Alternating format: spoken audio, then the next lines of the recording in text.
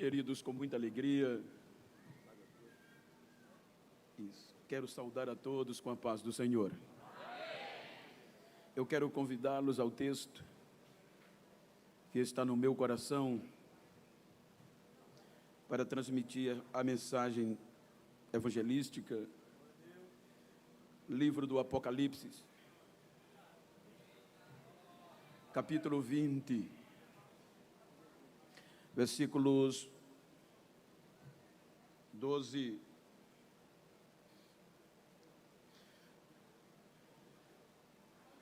por diante. Apocalipse 20, versículo 12, diz o seguinte: vi também os mortos, grandes e pequenos, que estavam em pé diante do trono. Então foram abertos livros, ainda outro livro, o livro da vida. Foi aberto, e os mortos foram julgados segundo as suas obras, conforme o que estava escrito nos livros. O mar entregou os mortos que nele havia, a morte e o inferno entregaram os mortos que neles havia, e foram julgados um por um, segundo as suas obras. Então a morte e o inferno foram lançados no lago de fogo. E a segunda morte, o lago de fogo, que é a segunda morte. E alguém, ou aquele que não for achado escrito no livro da vida, esse também foi lançado no lago de fogo. Diga comigo, misericórdia. Queiram tornar os vossos assentos por bondade. Quero agradecer a Deus pelo privilégio de mais um ano poder participar da festividade alusiva ao Dia do Evangélico em Messias, e quero agradecer ao pastor e aos pastores aqui presentes, pois, obviamente, que para eu estar aqui passou pela anuência de cada um. Em nome do pastor Severino, eu quero externar a minha gratidão, tendo em vista que ele está coordenando a todos os pastores de respectivos ministérios, respectivas igrejas e comitivas. Quero louvar a Deus pela vida de cada um. Parabenizo todos os evangélicos de Messias por este dia conquistado. Quero reverenciar, agradecer a receptividade deste município, aqui tão bem representado por Sua Excelência, Senhor Prefeito Marcos, o Poder Legislativo representado pelo Presidente da Câmara, Sua Excelência Ari Cleiton, e no nome deles externo a minha gratidão a todos que compõem esta gestão, tanto executiva como legislativa. Obrigado por permitir estar no vosso município e parabenizo-vos pela iniciativa. Deus recompense-os. E dizendo a gratidão de rever amigos, amigas, que há anos, por conta do deslocamento, a gente não tinha visto, e Deus me deu o prazer de rever. É muito bom estar aqui convosco. Sabendo que daqui a pouco o meu amigo, sempre que a gente se encontra, independente de onde seja, ele me dá bênção, me chama de pai. Cantor Gerson Rufino vai estar aqui, então eu serei bem sucinto, pois eu sei que eu sou de casa e os irmãos podem me ter a qualquer momento, porém ele é mais difícil.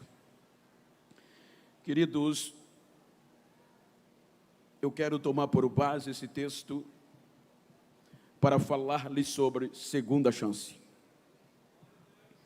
O texto está voltado para o juízo final. E como se trata de um culto público, se faz necessário ministrar uma palavra evangelística. Quando nós lemos o texto, seria até inconcebível dissertá-lo sem falar o motivo do julgamento. Se nós observarmos o livro do Gênesis, os irmãos observam que o capítulo 1 fala de um começo. No princípio, criou Deus o céu e a terra. Ponto. Obviamente que dentro desse contexto, dentro de uma linha teológica, histórica, esta terra ela não foi criada sem forma. Esta terra foi deformada pelo impacto dos anjos caídos, onde a terra ficou vazia. E as águas, as trevas predominaram sobre ela. A Bíblia mostra que no merecer, no caos da terra, o Espírito Santo de Deus pairava sobre a face do abismo. Em um período onde não se tinha louvor, um período onde Deus não era adorado, depois que a terra mineral foi devastada. Então o Espírito de Deus paira, chocando, guardando-a, na expectativa de que um dia viria aquela terra adorar a Deus de novo. Então, quando nós percebemos com o passar do tempo, diz o texto que resolveu Deus restaurar a terra. Veja que no princípio criou Deus os céus e a terra. Ponto. Encerrou o assunto. A sequência é a restauração. A terra era sem forma e vazia. Então resolveu Deus trabalhar no caos, à beira do abismo, e disse Deus: haja separação entre os montões de águas e a porção seca. Então, pela palavra de Deus, as águas se afastam para o montão e a porção seca aparece. Deus chama a porção seca de terra e os montões de águas mares. Quando nós observamos o capítulo 1 do Gênesis, os irmãos observam que ali, o capítulo 1 do Gênesis, termina com o 6º dia, dizendo que Deus decorou, Deus restaurou, Deus preparou a terra, e a terra estava bonita, e viu Deus que era bom. Quando nós vamos para o capítulo 2 do Gênesis, então a Bíblia diz que Deus cria o ser humano, porém, ele planta um jardim chamado Éden. Se a terra já era bonita, o jardim era muito mais no contexto terra. Então resolve Deus formar o ser humano, ou seja, um adorador para o adorar. Quando nós vamos para a carta aos Hebreus, vamos observar a ousadia da criação. O escritor aos Hebreus, no capítulo 2, ele expressa que alguém um certo dia testificou: quem é o homem para que te lembres dele, ou o filho do homem para que o visites? Um pouco menor que os anjos, o criaste e o coroaste de glória e de honra, e a ele sujeitasse todas as coisas. Quando nós lemos o capítulo 33 do livro de Jó, Eliú faz uma distinção, tendo em vista que nós acreditamos que toda a Bíblia é inspirada pelo Espírito Santo. Ele diz que o Espírito de Deus me formou e o Todo-Poderoso me deu fôlego de vida. Então Deus sopra na narina do homem, e a Bíblia diz que o homem se torna alma vivente. O homem é feito um pouco menor que os anjos, porque os anjos, no estágio da terra mineral, os anjos foram criados por Deus em um estado eterno. Os anjos tinham acesso, os anjos foram criados para nunca serem destruídos. Quando os anjos pecam, quando uma terça parte, liderado por Lúcifer, peca, eles são diretamente levados ao juízo sem ter direito à segunda chance. Mas quando Deus vai formar o homem, aí a Bíblia diz que ele resolve fazer o homem para não morrer. Está escrito, porém, um pouco menor que os anjos, dentro de uma razoabilidade humana, talvez dizendo, se ele errar, eu não vou perdê-lo. Se ele pecar, se ele transgredir, eu vou dar segunda chance, como eu não fiz com os anjos. Veja a diferença de Deus para o ser humano. Então Deus cria o homem, planta o jardim e coloca o homem para o adorar. O homem foi colocado no jardim, e o capítulo 2 diz que Deus plantou todo tipo de árvore, e as árvores do Éden tinham as mesmas características, duas características: boa, bonita de se ver e agradável para se comer. Esta eram as árvores do Éden. E Deus disse ao homem, de toda a árvore do jardim, você pode comer. Então Gênesis 2 diz, também tinha a árvore da vida e a árvore do conhecimento do bem e do mal. Então Deus diz ao homem, desta árvore do conhecimento do bem e do mal, você não pode comer, porque no dia que você comer, certamente morrerá.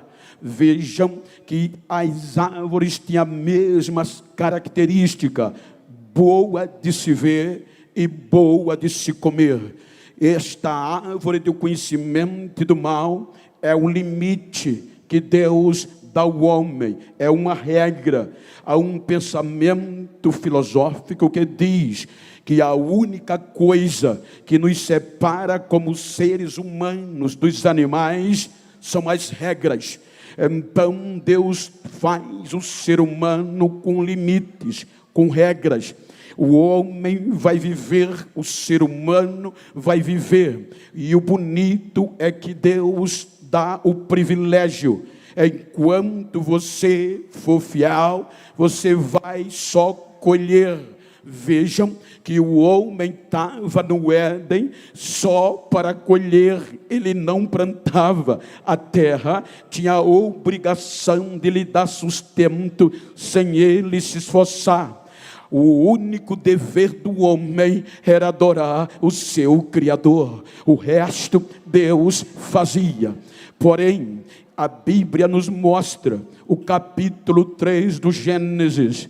No capítulo 3, este ser humano é ludibriado. Todas as árvores do jardim ele poderia comer, porém ele vai comer a única que Deus pediu. Para ele não perder a inocência, ou seja, ele quebra a regra, ele infringe o limite, desobedecendo o pedido, uma ordem que Deus havia lhe dado. Então, dentre todas as árvores, ele é ludibriado por Lúcifer para infringir a regra, o limite de Deus. Se nós observarmos o ser humano O mesmo princípio que fez com que Lúcifer perdesse e fosse expulso, levado a um juízo final, então ele ludibria o ser humano, com certeza, dentro de um contexto probatório e bíblico. Lúcifer foi expulso porque quis ser igual a Deus. Então foi esta proposta que ele transmite para o homem: se você comer desta árvore, para o ser humano, você vai ser igual a Deus, vai conhecer o bem e o mal. O mesmo propósito, o mesmo erro, a mesma soberba que fez os anjos pecarem e caíram, infringiu o homem, e o homem foi com este objetivo. Quando ele infringe a regra, então era para querer ser igual ao Criador.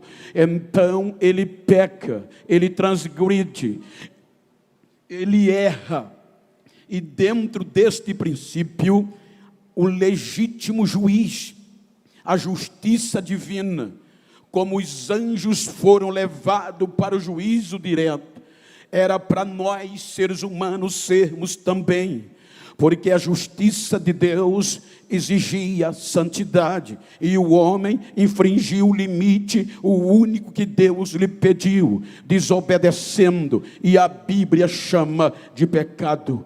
Porém, veja que Deus vem sabendo que o homem errou, mas havia um relacionamento tão estreito na inocência do homem com Deus, que todos os dias havia culto no jardim do Éden, e não tinha um genival, nem um gesso, nem um outro. Era o próprio Deus que vinha para ser adorado. O homem o adorava todo entardecer. Um relacionamento intrínseco. Então, quando o homem erra, veja que o amor de Deus foi tão grande por ele, que no atributo onisciência Deus já sabia, mas ele não cancela o culto. Ele vem, e não vem para assar no rosto do homem o seu erro, vem para ser adorado. Mas os olhos do homem se abriram, e o homem se afasta de Deus. Então a justiça de Deus vem, porque o Deus tinha agora todos os elementos probatórios, nenhuma forma jurídica de condenar o homem à sua execução. Isto está explícito, mas a justiça dizia: ele tem que ser destruído. Mas o amor de Deus dizia: dá mais uma chance a ele, não desiste dele. Aí Deus resolve a segunda opção. Ele não aplica a destruição, mas a confiança na restauração. O homem agora vai interessante, ele não morre literalmente, mas agora Deus vai mostrar e deixar Adão a viver todas as consequências da morte. É agora que começa a lei do pecado e da morte. Agora o homem vai estar debaixo da lei do pecado e da morte. Ele agora vai ser regido pela lei do pecado e da morte. Então ele é expulso do Éden, ele se afasta de Deus. O paraíso é protegido pelos querubins e pela uma espada flamejante, com um objetivo: para que ele não volte a comer da árvore da vida e viva eternamente. A primeira consequência que Adão vai viver é a separação de Deus, porque a Bíblia literalmente diz que o homem foi destituído da glória da presença de Deus. Quando nós saímos do capítulo 3, que olhamos a queda, vem o capítulo 4, obviamente, e no capítulo 4, Adão vai vivenciar a consequência da morte, porque no capítulo 4, a Bíblia fala da proliferação do pecado, quando o primeiro homicídio vem. E quem é que morre? Quem a morte ceifa? O filho amado de Adão, Abel, morto pelo próprio irmão. Então Adão agora vai começar a viver o drama da perda, consequência do pecado e da morte na sua própria vida. Deus não o matou, mas começou a mostrar a ele o erro, o dano e o que ele havia perdido. Se nós analisarmos o capítulo 4, você vai entender a proliferação. Ele começa a sentir a consequência do pecado, literalmente, a morte de Abel. Quando nós vamos para o capítulo 5, é interessante. Deus não deixa Adão morrer sem ter consciência do que ele perdeu. O capítulo 5 vai falar da sua geração. Se você analisar o capítulo 5, vai falar da genealogia dele. A princípio, a Bíblia diz que depois do caos,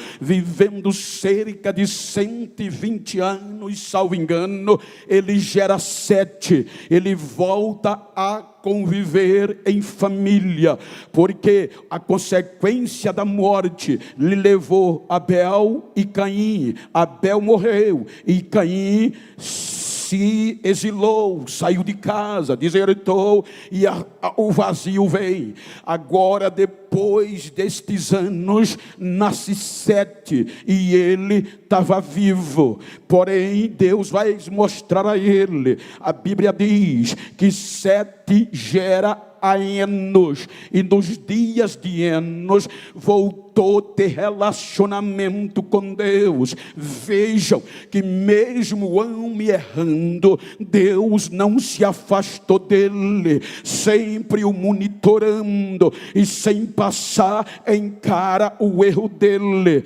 A Bíblia diz que Enos gera Cainã, Cainã gera Malaleel, Malaleel gera Jared, e Jared gera Enoque. É aqui que Deus vai mostrar a Adão o que ele perdeu. Quando Enoque nasceu, Adão ainda era vivo. Pelo contexto do capítulo 5, se você fizer as contas nos anos, quando a Bíblia diz que Enoque veio para fazer a diferença no meio do caos, a Bíblia diz que Enoque andava com Deus. Enoque andava com Deus.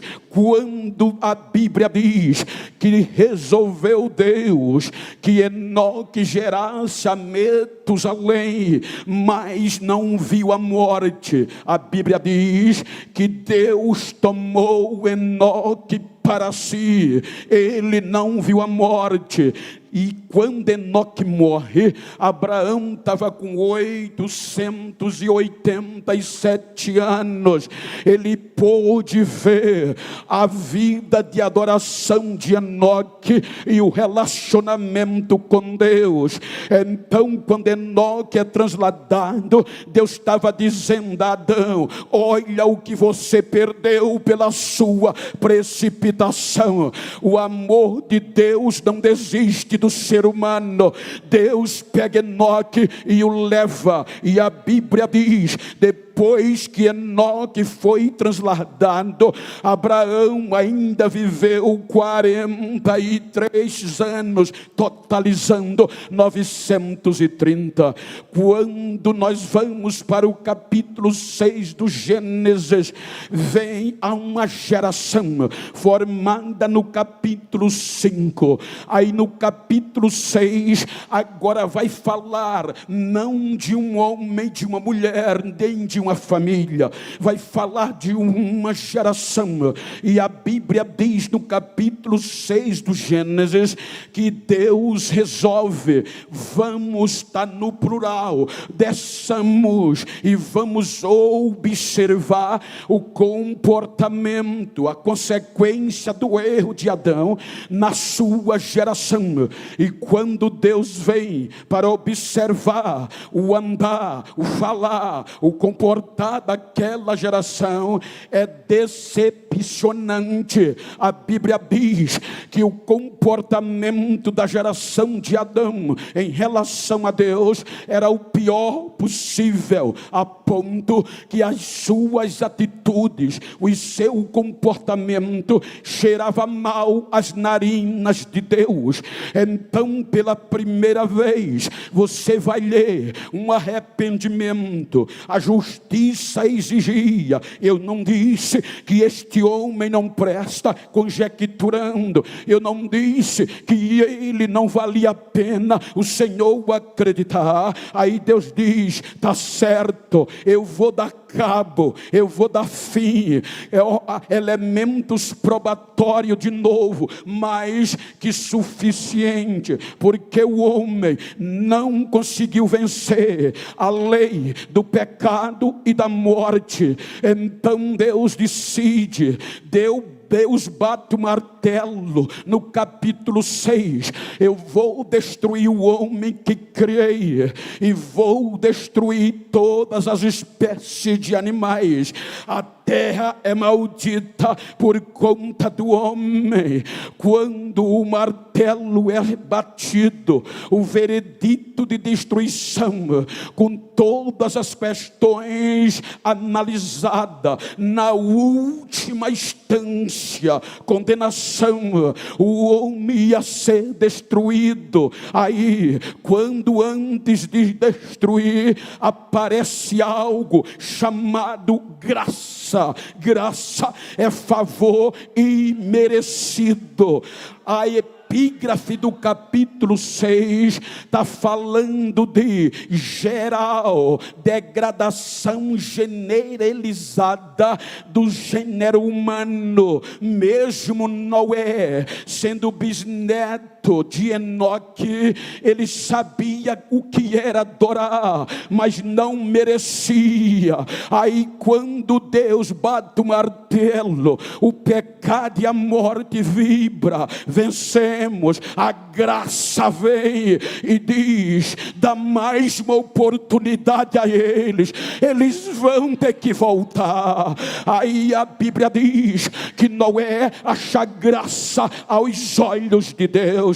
A destruição mas é veredito do Supremo, a última instância. Eu não desisto dele, eu vou preservar a raça dele e acreditar em uma geração que vai vir pela frente.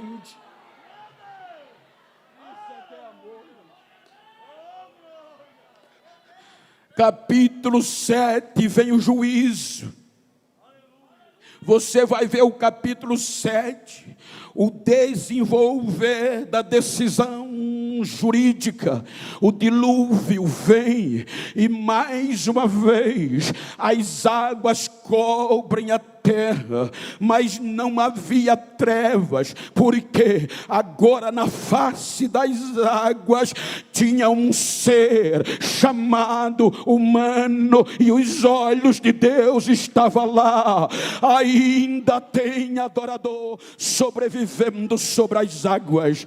Capítulo 8 do Gênesis, nós vamos ver a lembrança diz o capítulo 8: lembrou Deus de Noé e fez as águas baixarem, a terra surge de novo. Aí vem o capítulo 9. O capítulo 9 é lindo, a coragem, a confiança de Deus. Só para você entender, quando nós olhamos no original, a palavra perdão, ela é tremenda, xerosomai, no original, que quer dizer doar, tirar de si. O perdão, ele vem quando a dívida não é paga. Quando se paga a dívida, é justiça, não é perdão. Como, por exemplo, se eu tiver uma sociedade com o pastor Wellington,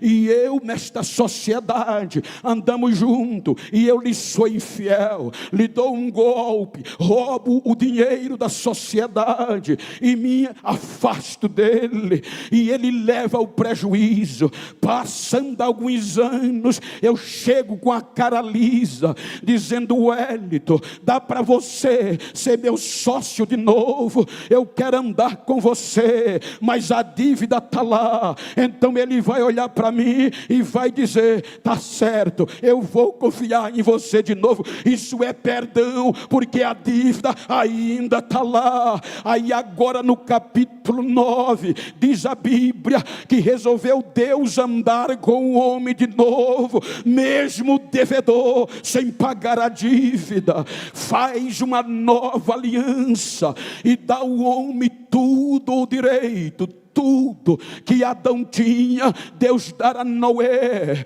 Ele dá o direito dele predominar sobre toda a terra, e só pede uma coisa: e povoai a terra, enchei a terra. Quando nós vamos para o capítulo 10 do Gênesis, você vai ver a geração de Noé, como a geração de Adão decepcionou. Agora entra em evidência a geração de Noé. Aí Deus tem o mesmo amor. Quando nós vamos para o capítulo 11, a geração de Noé decepciona. Vejam que a mesma expressão do capítulo 6 está no capítulo 11, capítulo 6. Desçamos para observar a geração de Adão. Capítulo 11, desçamos para observar o comportamento da geração de Noé.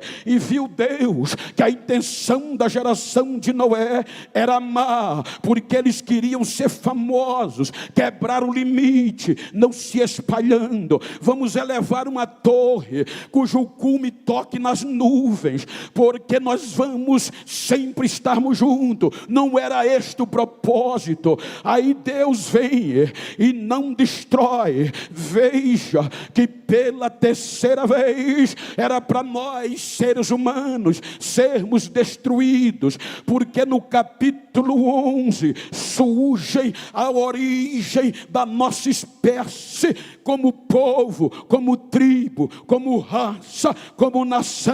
Porque quando Deus viu que o seu comportamento era má, aí Deus diz: vamos confundi-los. Aí surge a diversidade de idioma. É aqui que surge o português, o alemão, o hebraico, o inglês. Aqui surge todo tipo de idioma e dialetos, povo, tribo, língua, raça e nação. Mais uma vez, era para nós sermos destruídos, e não fomos no capítulo 11. Agora todos que saíram do capítulo 11 eram descendentes, ou jefetita, ou canita, ou semita, filho de quem? De Jafé, de Cã e de Sem. Agora vem dentro do capítulo 11 e o capítulo 12, há uma sucessão de dias.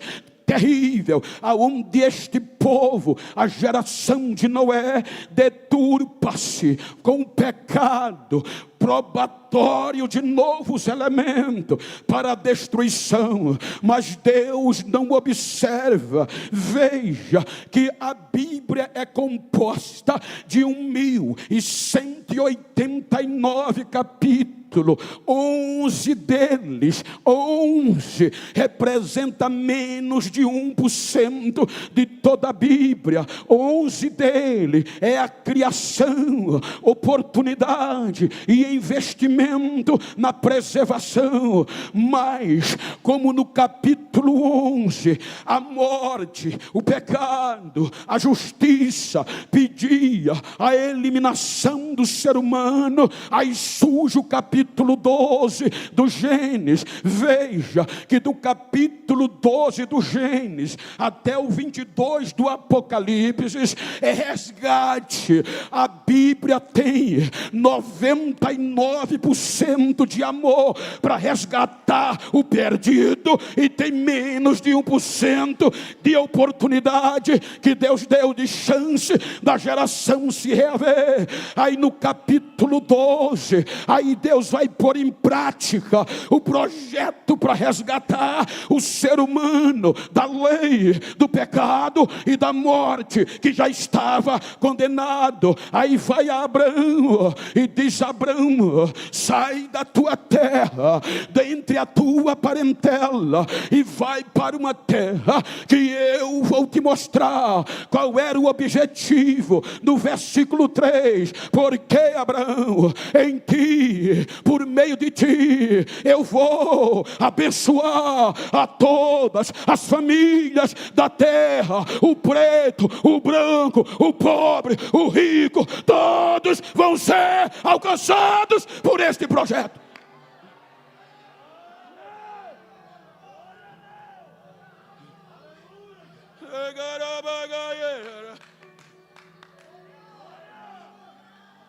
Diga para quem está ao seu lado: Deus não desiste de você.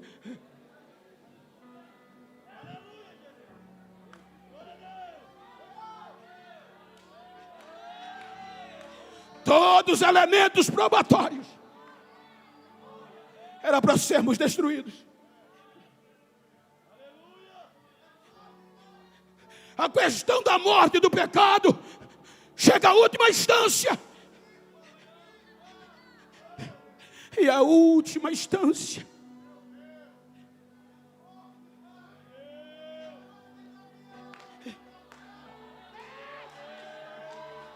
a morte e o pecado tinham os elementos de sobra para exigir a nossa condenação. Mas o Supremo Juiz nos amou.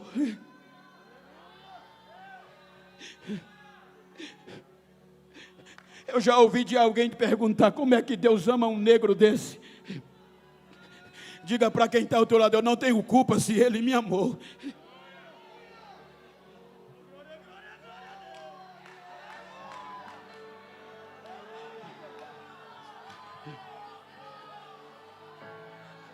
Por meio de Abraão vem o projeto Israel. Investimento de Deus para que por meio de Israel, já que todas as tribos do capítulo 11, povo, língua, nação, se corrompeu, aí Deus investiu em um projeto espiritual. Deus deu regras, leis, princípios cívicos, morais, cerimoniais a Israel.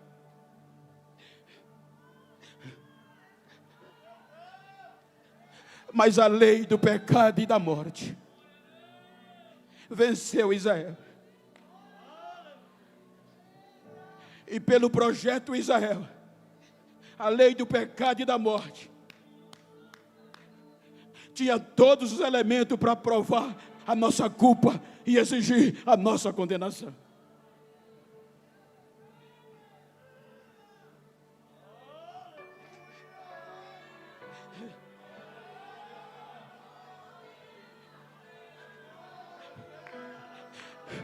Quando Israel decepciona, quem faria isso? Pegar o seu melhor recurso, investir 99% para resgatar um meliante, um transgressor. Quando o inferno e a morte,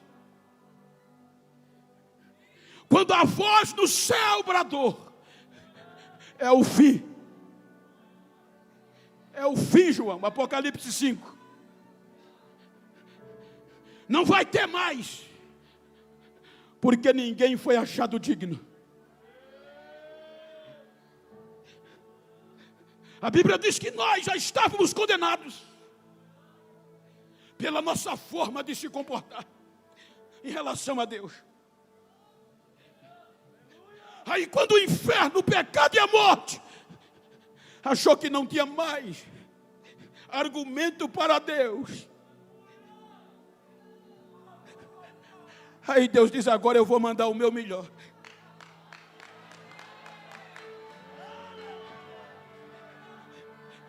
Eu vou mandar meu filho.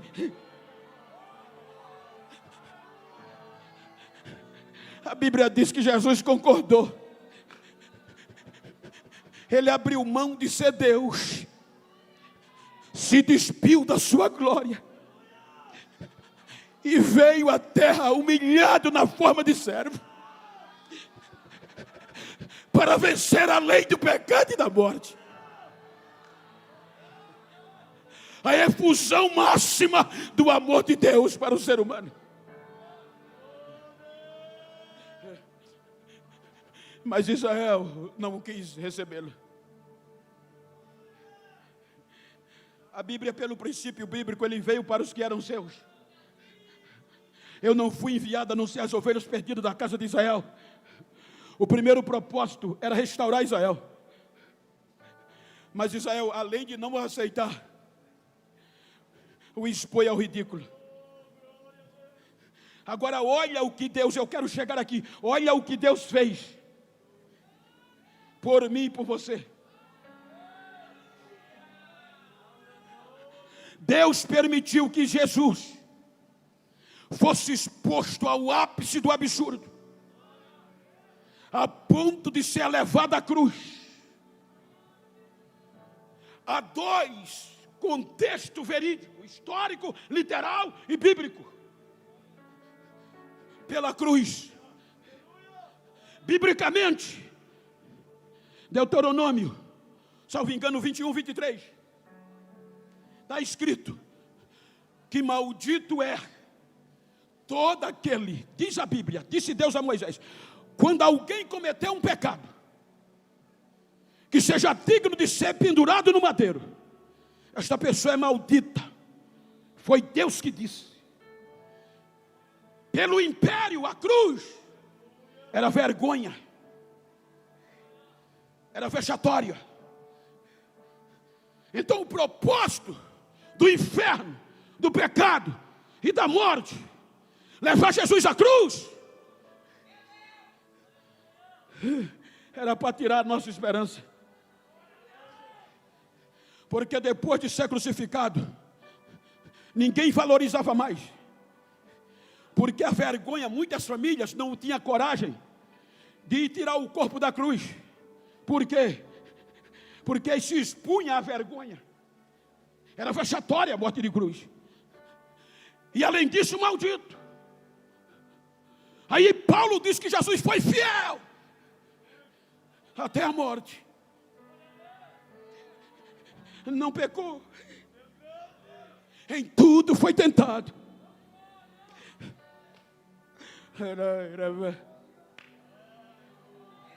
Olha o que ele fez por você, por mim e por nós. A morte de cruz era a pior morte para um ser humano. Os maiores periculosos bandidos, os insurgentes, excelências, era para ele.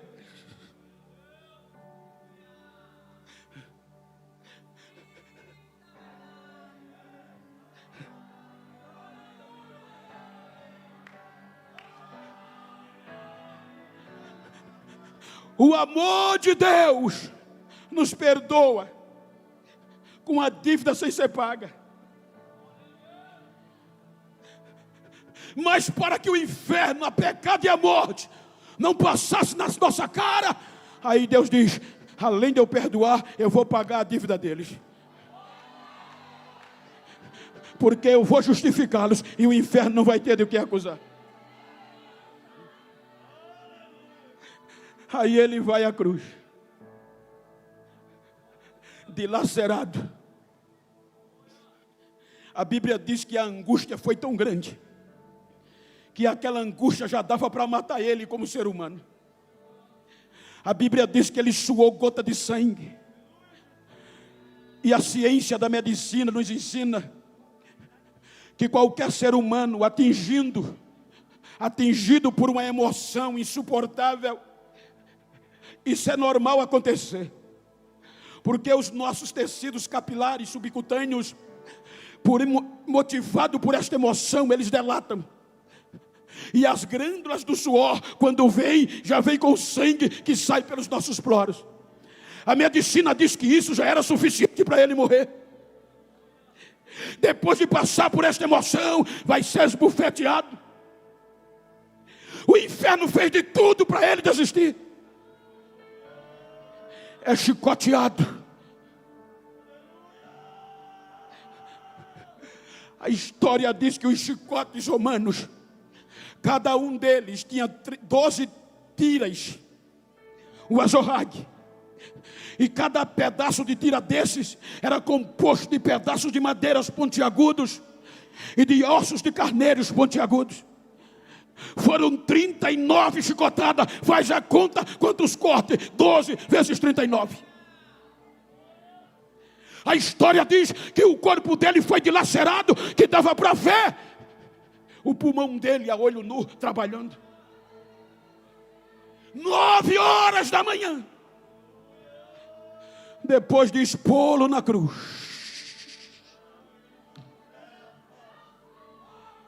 a morte, a lei do pecado e da morte, o inferno gritava: acabou, ele vai desistir. Grampos de 20 centímetros. A história diz que era semelhante àqueles grampos de trilho de trem, rasgando o seu punho. Pá! E Isaías diz que ele não reclamou. Você lembra nós, quem era da minha geração? Eu tinha 3 irmãos. Quando um errava, o primeiro que chegava em casa apanhava. Mas pai, não fui eu. Aí você vai apanhar para aprender. E a gente procurava se livrar e culpado.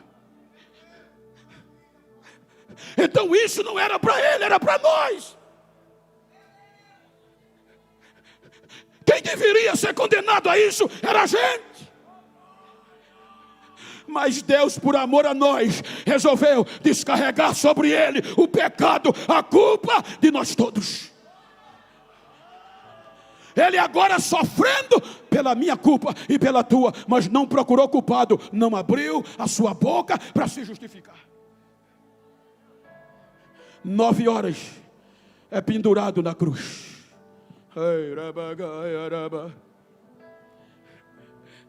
Escárnio. Quem passava tirava onda. Excelência.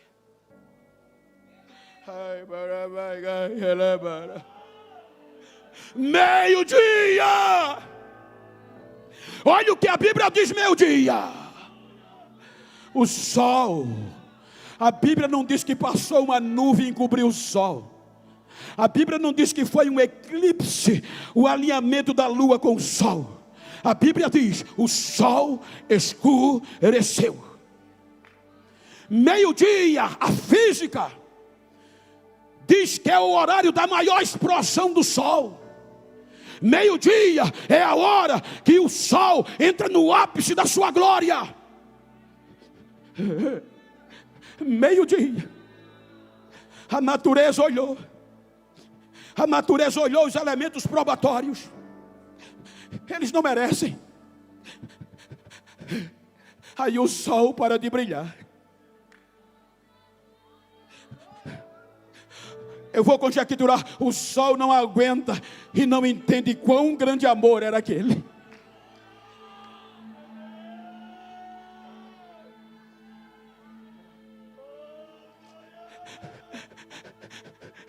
O pecado de todos nós estava ali no alto da cruz. O sol não pôde contemplar o tamanho do nosso pecado. No meio da escuridão, pela primeira vez, desde as fundações da eternidade, desde a eternidade, que no princípio ele era o verbo, ele já existia. Pela primeira vez, ele estava se separando do Pai. O Pai separou-se dele por conta que o Pai depositou sobre ele o nosso pecado. Aí no período da escuridão, entre meio-dia e as 3 horas da tarde, há um grito de dor, de aflição: Pai, Eloi, Eloi, lama sabachthani. Pai, por que me desamparaste? Hoje a gente pode entender, na onisciência de Deus, é porque já está na minha agenda, filho, um culto do dia dos evangélicos lá em Messias.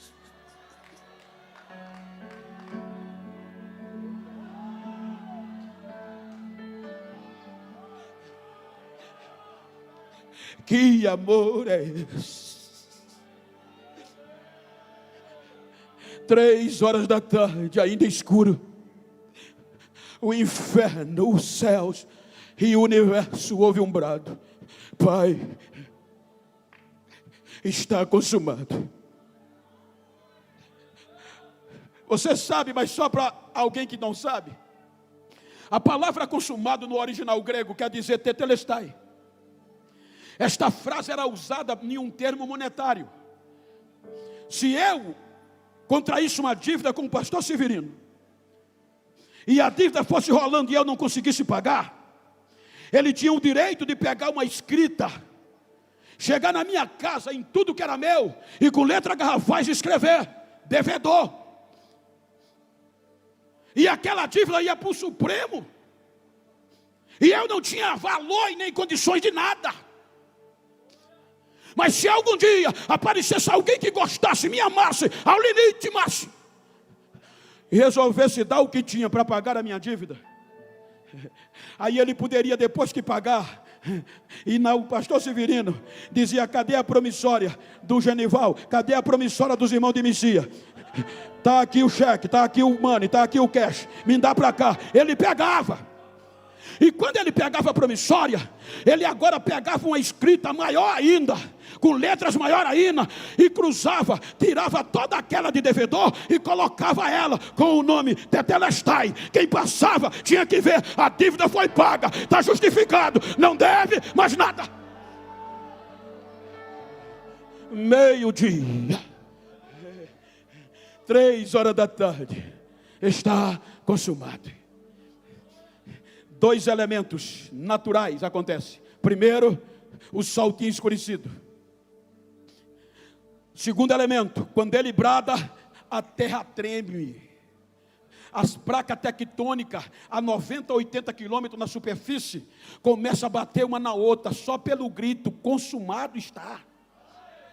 Mateus diz que até a rocha se partia no meio. Era a terra dizendo: se pudesse falar, morte, inferno, pecado, acabou. Ele venceu, ele conseguiu, ele conseguiu, ele conseguiu.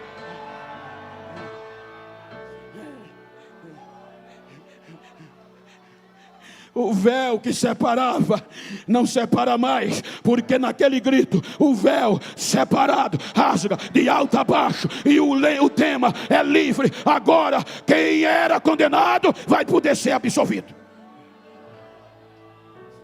Aí olha, sepulcro, 3 dias. Primeiro dia acabou. Primeiro dia, o nego estava frito, não podia adorar. Primeiro dia, jamais o negro estaria aqui pregando. Primeiro dia, os gentios estavam fritos, não podia fazer culto. Segundo dia, o inferno vibrava. Terceiro dia, a notícia brada: o túmulo está vazio, a morte não venceu ele, o pecado não venceu ele está vivo.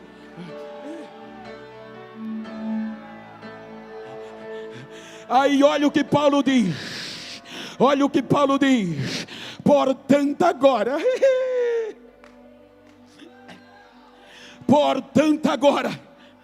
nenhuma condenação há para quem está em Cristo Jesus, porque a lei do Espírito de vida em Cristo venceu a lei do pecado e da morte. Nenhuma condenação a mais.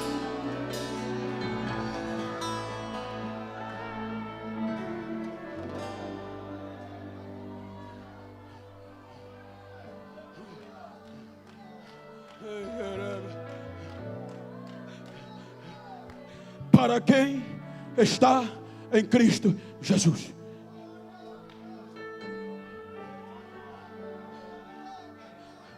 Aí João capítulo 5 do Apocalipse diz que ele entra no céu. Lembra do povo, tribo e nação perdida do capítulo 11 do Gênesis? Ele culmina aqui. João diz que chorava, porque a condenação já era decretada e ninguém foi achado digno de vencer. Aí João diz que enquanto chorava na visão, vem um anjo e diz para ele: João, precisa chorar mais não. O que é que houve? Ele, quando Jesus volta para o céu, ele diz que olhou e viu um cordeiro como quem tinha sido morto.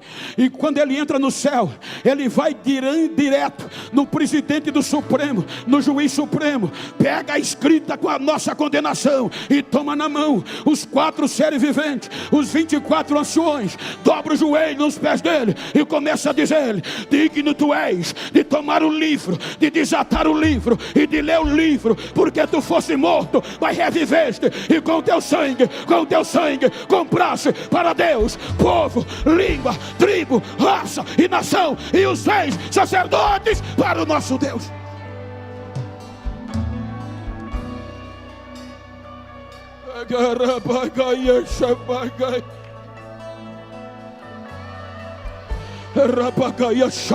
Grite comigo, grite. Aonde você estiver me ouvindo, se puder, baixa o som.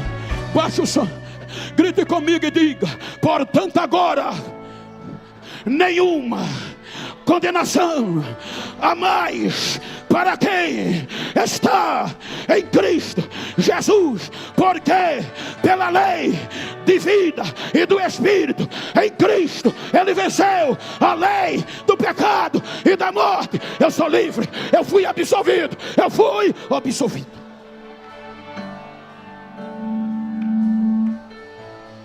Aí você me pergunta, terminando, 1 hora: e aí, pastor? Ei, gente, ei, excelentíssimos, te amo. Você vai me perguntar: só existe um escape, filho, porque a Bíblia diz que o julgamento vai haver. O negócio vai ser tão feio para quem não estiver em Cristo. A gente precisa falar isso. A gente não está falando mais isso.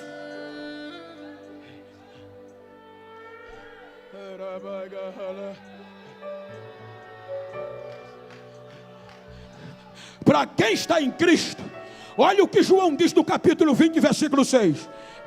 Feliz, baixa mais, bem-aventurado é aquele que fez parte da primeira ressurreição, do arrebatamento, porque o dano da segunda morte não terá poder sobre ele, porque no dia do juízo final o impacto vai ser grande. Lembra da primeira terra, da terra mineral, natural, e essa terra e esse sol e esse céu vai desaparecer. Ninguém vai se esconder. Aí a Bíblia diz que grandes. Eu sou doutor de Bíblia, eu sou rico, vai estar lá, filho. Eu sou o cara. Se não tiver em Cristo, vai ser réu. E o pior, não vai ter advogado de defesa. Ele está agindo agora. Ele vai estar lá como juiz. Mas quem estiver nele até o arrebatamento não vai estar no banco de réu, vai estar no banco de jurado, vai estar ao lado dele, vai estar livre. O mar vai devolver quem foi afogado. A terra vai devolver quem foi enterrado. O fogo vai devolver quem queimou. E ninguém vai escapar, porque o céu e a terra vai desaparecer. E não vai se achar lugar para ele. E quem não aproveitar agora o período da graça para chamar Jesus de Senhor, vai ter que sentar no banco do réu, sem misericórdia, e Jesus vai botar o dedo na venta dele, e ele vai ter que dobrar o joelho e dizer: agora eu sei que tu és o Senhor, que tu és o Senhor.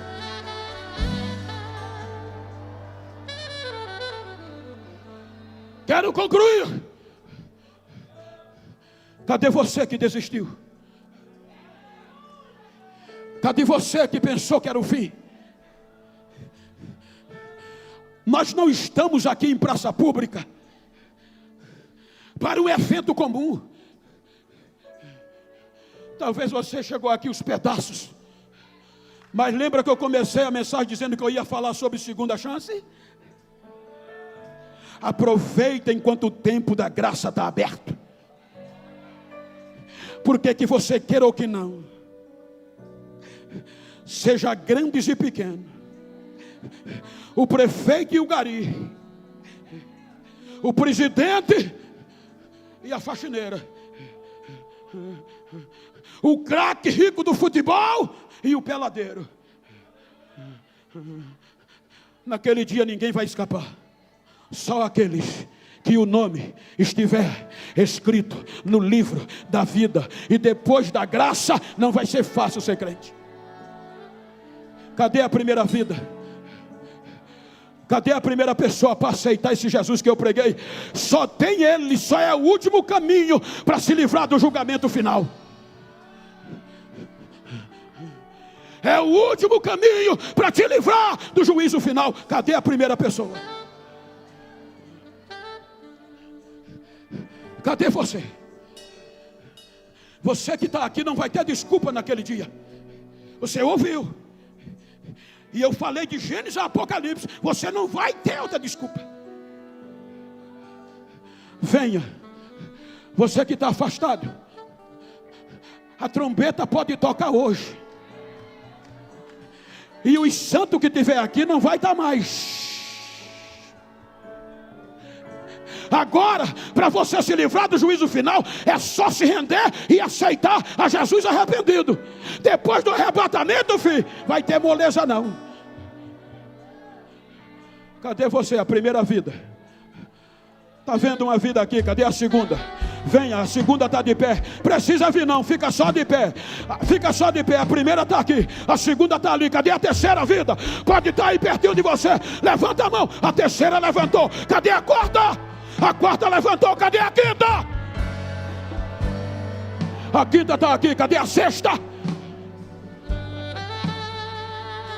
O pastor está me mandando chamar para cá. Venha, venha, venha. Ei, irmão, traz essa pessoa aqui, vai, traz.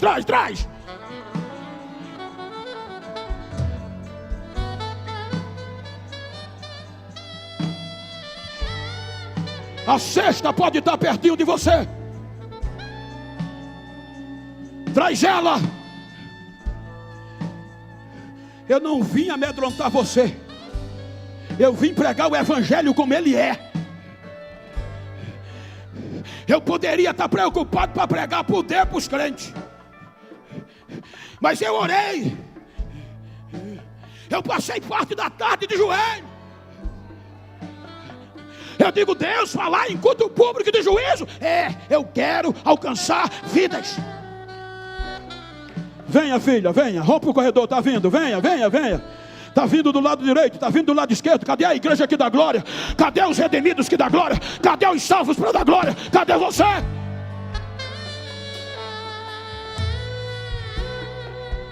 99% da Bíblia Deus escreveu para resgatar você. Olha o quanto você é importante. Vai trazendo. O meu tempo já se exauriu. Eu vou, mas já vou insistir. Venha!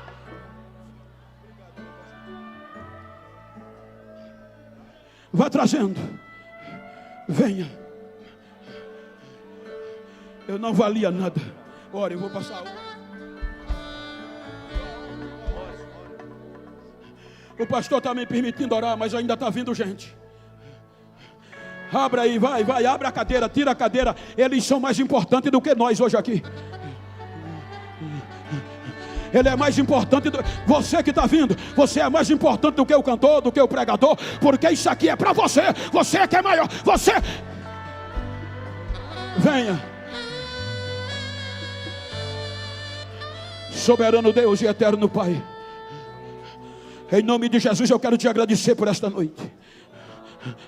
Esta vida aqui em público, Senhor, estas vidas estão aqui se rendendo aos teus pés.